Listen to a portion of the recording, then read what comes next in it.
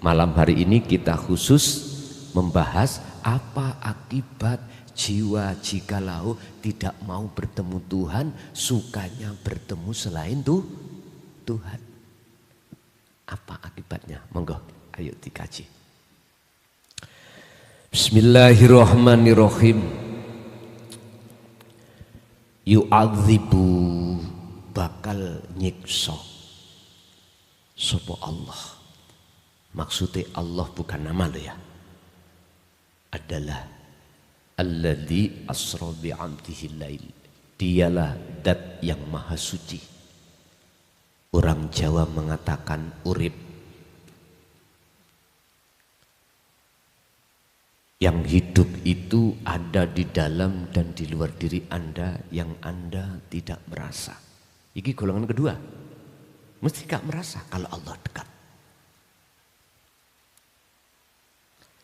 Nyiksa terhadap sapa man ing wong yasa'u kang ngersakake sapa Allah ing man.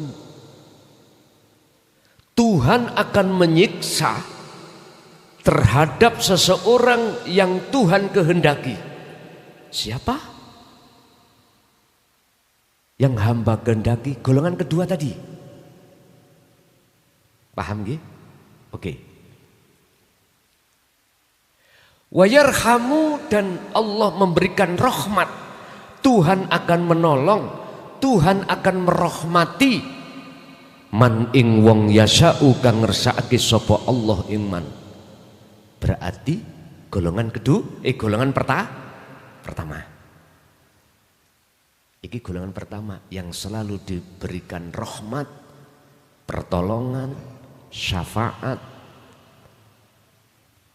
oleh Tuhan karena mereka itu senantiasa hatinya ingat pada Tuhannya. Wa ilaihi, lan maring Allah ikutuk labuna den kumpulake kabeh, dikembalikan. Tuhan Allah akan menyiksa pada hambanya yang dikehendaki dan memberikan rahmat pada hamba yang dikehendaki, yang semuanya akan dikembalikan pada Tuhan. Dua-dua, wama antum, lan ora ono sak temene sira kabeh iku bimukjizina, terlepas. Lesan basa Jawa, terlepas bahasa Indonesia. Sopo mereka, golongan kedua, golongan yang kedua niki, golongan yang hatinya tidak mau bertemu kepada Tuhan. Baik fil ardi ing dalem dunya, wala fil sama, ataupun ing akhirat. Baik di dunia maupun di akhirat, golongan yang nomor dua ini tidak akan pernah bisa keluar dari siksa Allah Subhanahu wa ta'ala. Ini dilungkas loh. Hati-hati. Cara Allah menyiksa terhadap golongan kedua, suka-suka Allah, suka-suka Tuhan yang Maha Esa. Dengan cara apa dia? Yun sewu. Fil ardi, ning bumi iki. Ketika Anda mendapatkan takdir yang tidak enak alias qadhi, hati sakit enggak? Panas enggak? Sakit.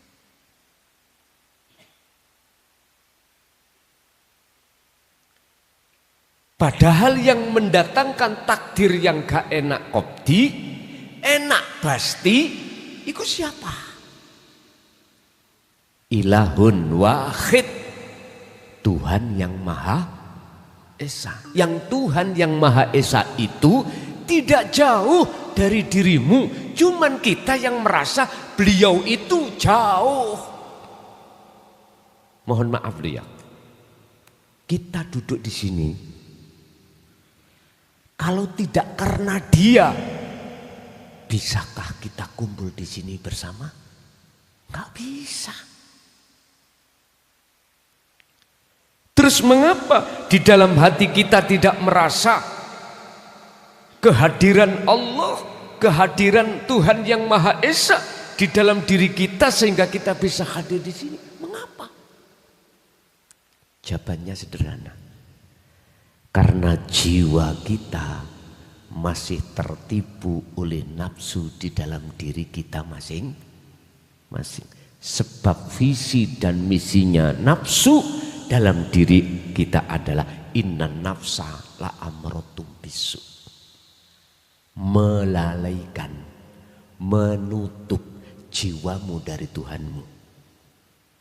Melalaikan hatimu terhadap Tuhanmu. Sehingga jo heran ketika kita sembahyang, ketika kita sholat, hati lalai pada Tuhan. Ingat kita pada urusan dunia. Apalagi yang habis cerai. Dilungkas golek maneh. Saking mangkel ini nanti. Gitu. Estu. Aku bertanya, sampai kapan jenengan keadaan rohania jiwa Anda seperti ini? Dijawab oleh Allah, alhaakumut takasur hatta zurtumul maqabir. Itu terjadi sampai mati. Naudzubillah. Jikalau hatimu tetap mendengarkan bisikan-bisikan nafsu di dalam hatimu. Sebab orang yang mendengarkan bisikan nafsunya masing-masing pasti tidak akan mendengarkan seruan Tuhannya. Enggak akan. Bisikan nafsu yang pertama adalah melalaikan hatimu pada Tuhanmu. Bisikan yang kedua, yastakhibunal hayatad dunya. Diajaklah jiwamu untuk bersukaria, bergendak ria, bercinta-cinta terhadap kehidupan kesenangan dunia.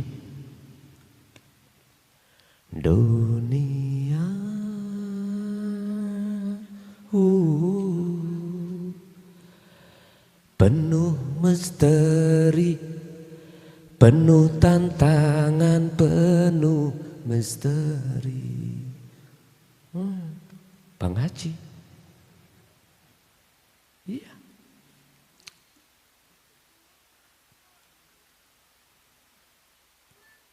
Kemewahan dunia secara fisik nggak apa-apa, silakan. Iya, itu karena fisik boleh, tapi ruhaniahmu jangan kepencut. Jasmaniahmu boleh, karena kita butuh jasad ini ngelak ya ngombe. Lho nggih Pak, iki jasad, tapi roh gak elok-elok ngombe. Sing ngombe ku jasad karena kebutuhan jasmani.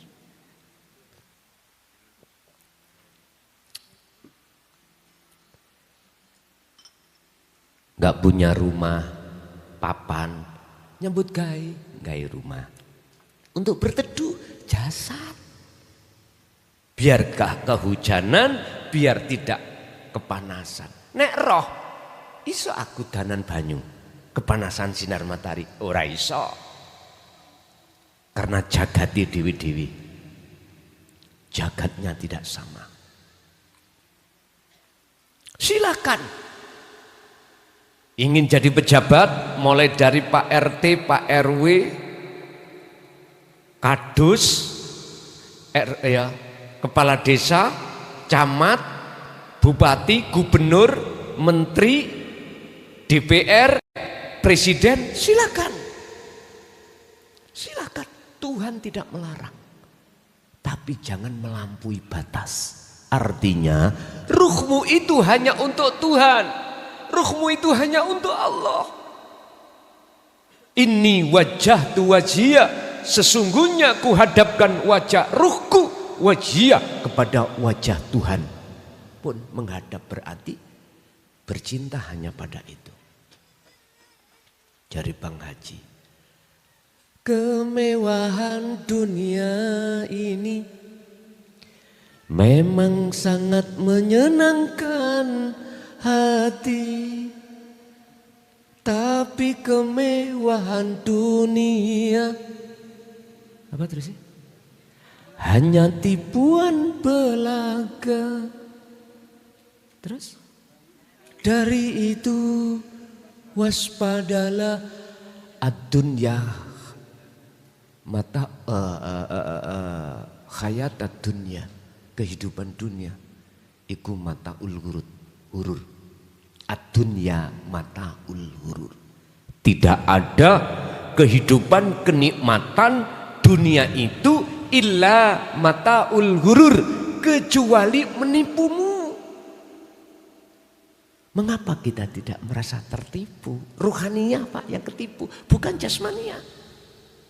Karena kita mendengarkan seruan nafsu dalam diri kita. Alladzi yuwaswisu fi sudurinas. Jadi manusia siapapun, agama apapun Anda, kalau sudah kena bisikan nafsu dalam dadamu tentang kehidupan dunia, maka Anda akan tidak merasa kalau ditipu. Toh pada akhirnya jenengan tinggalkan enggak? Tinggalkan. Kita tidak bicara kematian. Kemewahan dunia yang bersifatkan non materi, jabatan, menjadi kepala desa, jabatan, menjadi bupati, jabatan, menjadi presiden, gubernur. Kalau sudah masanya game over Pak, lengser, nggak gitu toh? Lengser sudah. Mana yang kau banggakan tadi ketika saat menjadi kepala desa? Mana yang kau sombongkan ketika menjadi gubernur, menjadi menteri, menjadi presiden? Mana? Gak ada. Kembali ke Prabon. Tilem kari ngenteni kemati.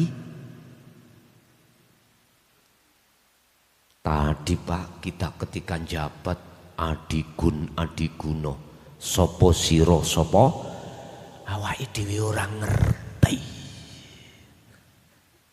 Allah. Itu akibat kita tidak mengindahkan seruan Kanjeng Nabi, ajaran Didinu Tauhid. Satu sisi kita mendengarkan seruan hawa nafsu. Ning dunya awak dhewe selalu khawatir, selalu gelisah, selalu takut kalau jadi orang melarat. Sebab kita sugih, iku bentuk fit fil ardi, di dunia ini kita telah tersiksa. Belum di akhirat, belum setelah kita tinggalkan dunia. Ini di dunia saja.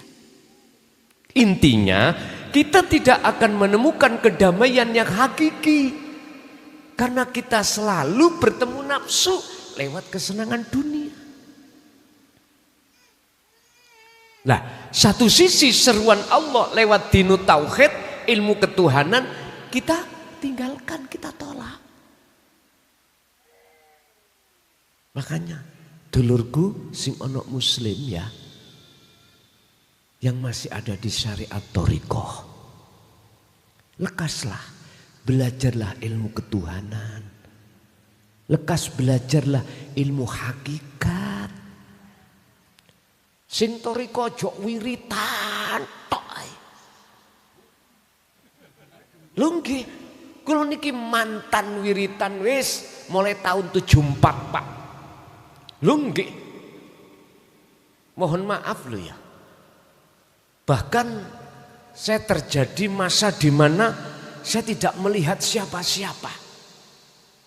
Saya melihat apa alam di sekitar saya itu, misalkan ya cagak lumuni, aku Allah. Air yang mau minum saya minum, sebelum saya minum ngomong aku iki Allah. Bayuh Pak, ora iso mangan, ora iso ngombe. Untung durung rabi waktu itu.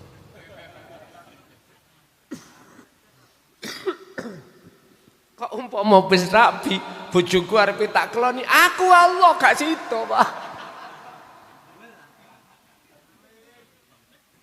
Hak. Lho abahku sendiri nguniku ora bingung. Ndelok posisi kejiwaan saya itu seperti itu. Lah pripun lho Pak? Saya 1 hari 1 malam dzikir siriku 20.000 wajib. Boleh dicicil, boleh enggak. Pernah kula niki sampak, mohon maaf loh ya. Waktu khususiyah Solo bakdo asar iki kula mboten ikut. Ngoten niku wong jeneng kula lare sik dereng balik Pak. Tonggo itu beli karambol. Ya sekitar tahun 76 gitu mungkin. Saweneng Pak. Karambol ini kalau sing bunder-bunder diselentik terus saged mblayu diwene kanji. Bane nggih ban sepeda niku biyen. Ireng-ireng niku lho. Kon. Tul saweneng lali khususiyah mulih karambol kula niki ning jeding diantem Abah Linggis. Wis jajal ya apa.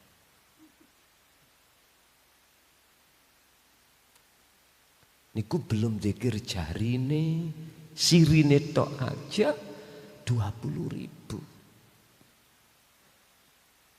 Wis mangkane koncoku dulurku khususnya muslim sing ana syariat dan thariqah ya.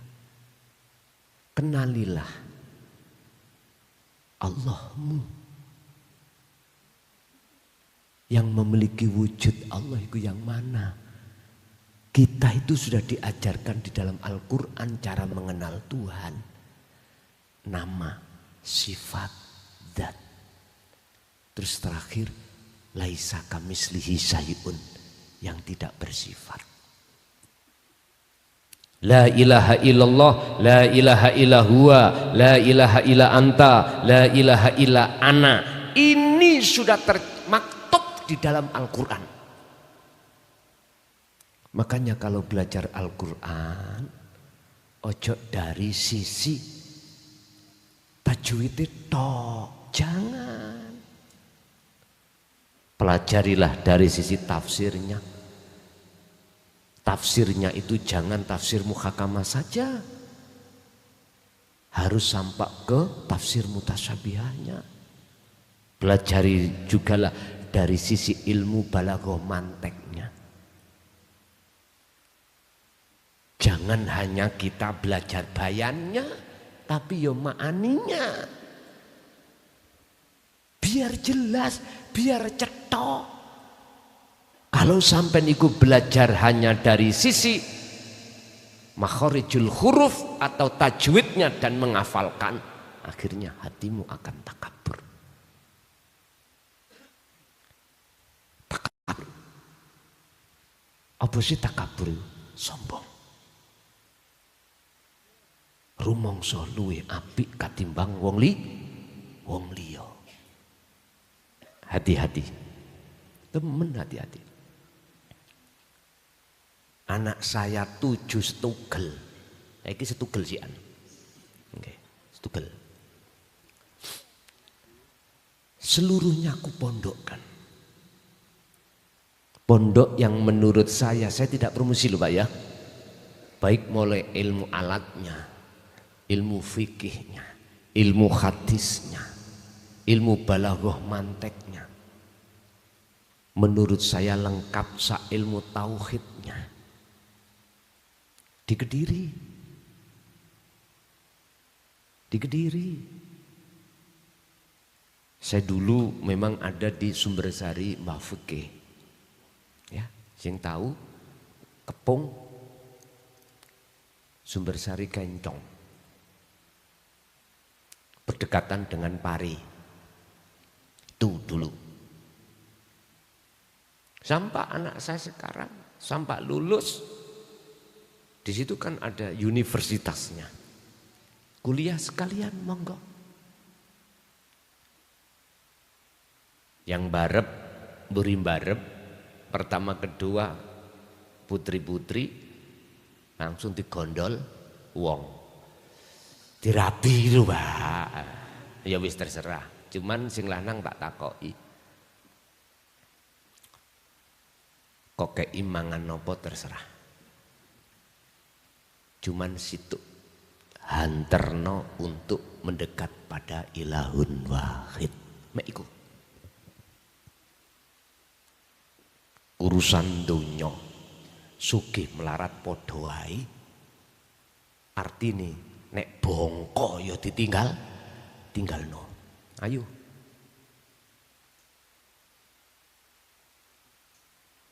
Sing penting ruhaniyahnya itu kenalkan sama Tuhan yang sebenar-benarnya. Hanya itu pesanku. Anak kecilik gedekno itu tak didik sampai selesai.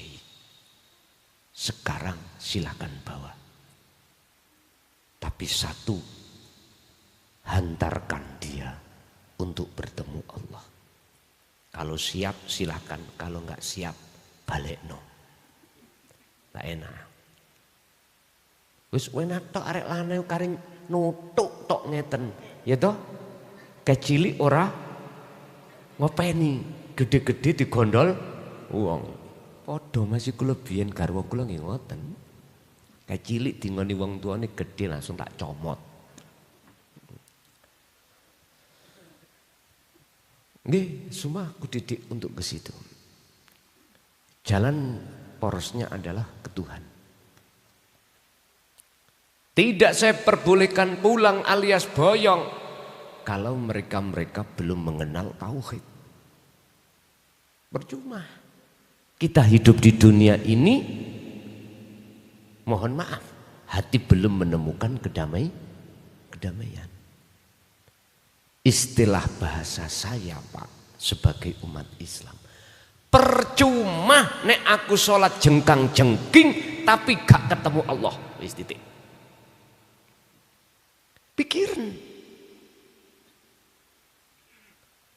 Sebab tolong dibuka dalam surat Al-An'am ayat 79.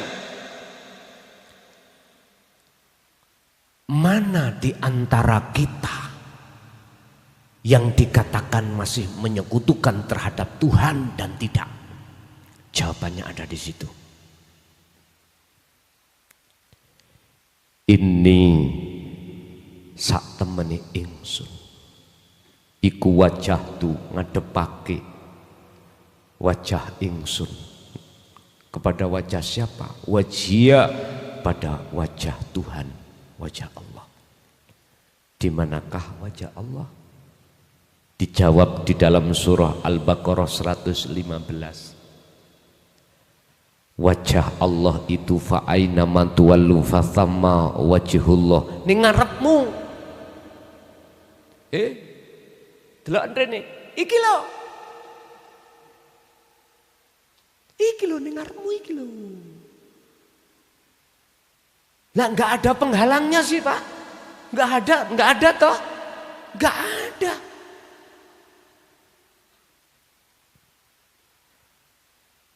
Muhammad, idza sa'alaka ibadi anni fa inni qaribun. Jikalau hambaku bertanya tentang aku di mana, katakan aku ikut dekat. Wa nahnu aqrabu ilaihi min hablil warid. Dan dekatku bahkan lebih dekat daripada urat leher. Bukan Allah nama yang ku maksud. Yang ku maksud adalah Al-Ahad yang esa. Ya iki lho dulur. Dulu enggak berani, Pak. berkata apalagi ndodono ngene iki. Lho sak digegemi kaum Khawarij Pak sampean. Bahkan sampai romo-romo kita itu dawuh, kalau kau berani membuka rahasia ini, umurmu dikurangi. Bagi kerason tambah seneng. Lho nggih, bagi saya tambah seneng Pak. Ribut dunia iki terus-terusan.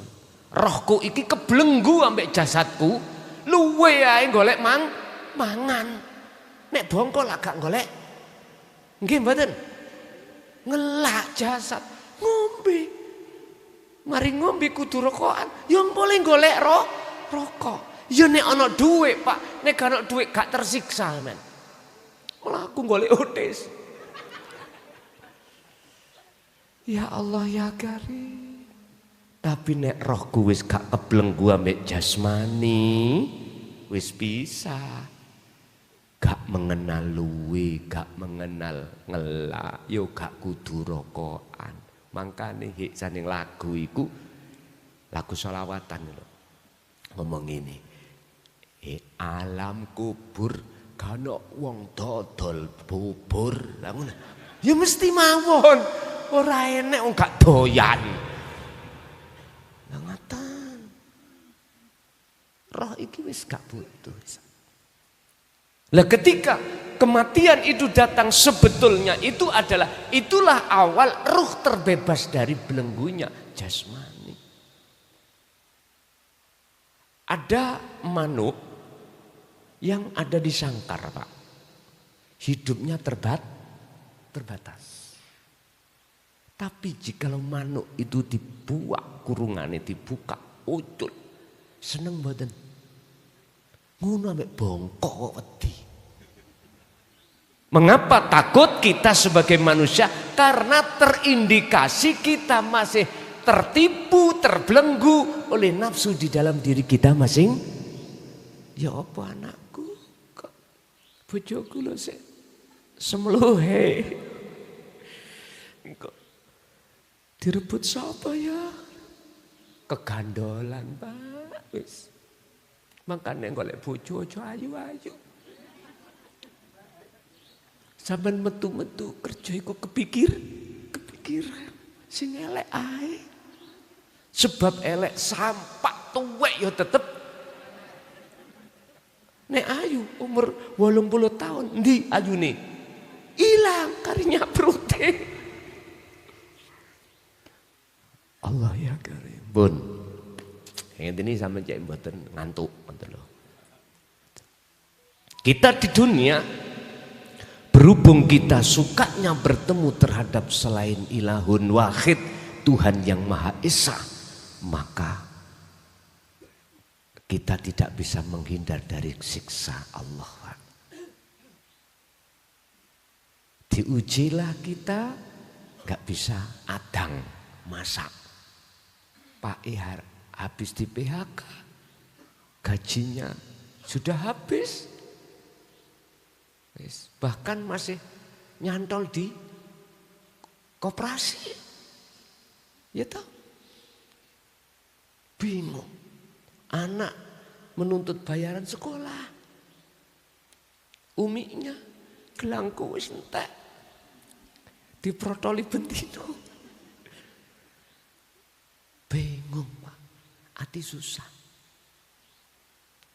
Karena kita tidak bisa memandang Tuhan, tidak bisa memandang Allah, tidak ada ta'aluk, hubungan atau koneksi hati kita pada Tuhan, jiwa kita pada Allah. Mesti siapapun kita akan gelisah. Gak mari-mari.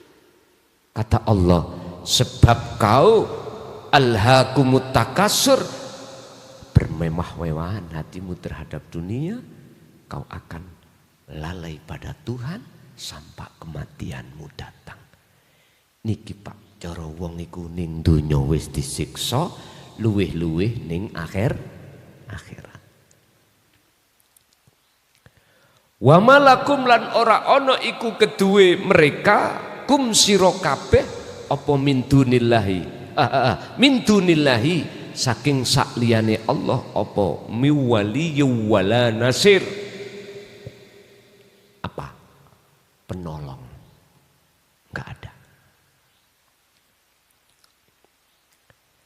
Jadi di situ Anda tidak akan mendapatkan satu pertolongan terhadap siapapun, sebab di dalam situ yang ada sang penolong adalah Tuhan yang Maha Esa. Sementara kita ini waktu di dunia sudah kita melalaikan terus pada Tuhan, di akhirat pun kita akan dilalaikan juga, otomatis kita tidak akan mendapatkan pertolongan.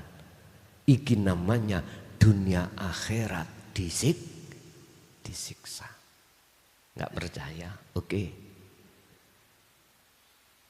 Kapan sing tahu mati? Siapa yang pernah meninggal? Ini saya ceritakan saja Pak, pada kejadian saya. Saya itu kelas 6 ibtidak. Itu kula disantap bledek. Ya. Orang sekampung saya sudah mengatakan saya meninggal. Tak ceritakan. Ternyata wong mati iku roh ketika keluar dari jasmani jiwa ini masuk dua alam. Satu alam gelap, satu alam terang. Wa min waraihim barzakhun ila yaumi yub'atsun. Yang ada di gelap dia itu tidak bisa kemana-mana. Barzah maknanya adalah dinding tebal yang tidak bisa dibuka. Roh itu masuk di dalam kegelapan itu sampai hari dibangkitkannya. Gelap. Sudah nggak ada siapa-siapa. Mata sudah buta, tidak ada cahaya sama sekali. Cara Kediri Mas Tani, peteng dedet. Wis peteng ditambah dedet. Ya udah.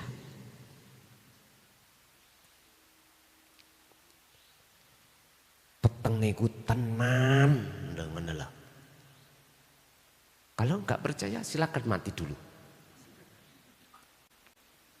Sampean akan tahu alam dua. Sebab ketika itu saya kan belum balik Pak. Saya itu masuk di dalam alam terang. Loh kok tahu ada alam gelap? Berlapis. Ada lapis, ada kanan alam yang terang, yang kiri alam gelap. Saya dijemput dua orang alam terang. Siapa itu saya nggak kenal. Tapi saya nggak takut. Orangnya wajahnya itu ganteng Pak. Ganteng banget. Terus dibawa ke langit 1, 2, 3 sampai 7. Terus habis itu ada suara tanpa rupa. Bukan tut loh ya. Bukan. Itu bilang sampai saya detik ini masih ingat. Kembalikan sebab dia besok ada tugas. Hanya itu. Ambuh tugas sopo pada saat itu saya ceritakan pada Abah. Bah aku waktu itu saya bla bla bla bla. Wis. Cocot mojo cerita wong liya ngono. Pada saat itu Abah meninggal tahun 90. Waktu saya ada di Pondok Tambak Beras. Iya. Beliau meninggal tahun 90. Nggih kula gecoki. Mboten kula terangno pada siapapun, mboten kula critakno. Kula crita nang nek Abah men. Wis kuwi gak usah cerita sapa wae. Engko ana waktune dhewe. Entah tugas sapa gak ngerti, apa tah tugas aku iki dadi kepala desa, gitu. Sampai sekarang kan kula masih jabat kepala desa 2 periode. Apakah tugas itu aku juga nggak tahu. Tapi nek kulihat di dalam hadis Rasulullah, setiap diri manusia itu menjadi pemimpin. Setiap pemimpin akan ditanya tentang kepimpinan. Kullukum ra'in wa kullum mas'ul. Jadi mimpin nanggone kita sebagai orang laki-laki berarti pimpinane rumah tangga. Ar-rijalu qawwamuna 'alan nisa. Secara pribadi mimpin bimbing nang nafsu. Ki. Gus embuh. Lah inilah saya berani memastikan orang yang mati itu tergantung potret waktu ada di dunia. Karakter jiwa kita kemana? Lah ini jawabannya ada di surah Al-Baqarah 257 sudah. Antara gelap dan terang, antara terang dan gelap. Di situ apa sebabnya? Di dalam ayat itu diterangkan. Pertama karena mereka condong pada Tuhannya, yang kedua karena mereka condong pada nafsunya. Wis. Mumpung durung ketekan dino pepasten kematian datang. Pikiran dulurku, baik yang ada di Muslim, ada di Nasrani, Hindu, Buddha, Konghucu, pikiran untuk tinggalkan karakter hati jiwa ini yang berhubbud dunya, yang berkarakter hati suka bercinta pada kesenangan kehidupan dunia. Secara jasmani silakan, gak salah, tapi rohanimu itu peruntukkan hanya pada Tuhanmu. Piye carane? Nanti kita kubah.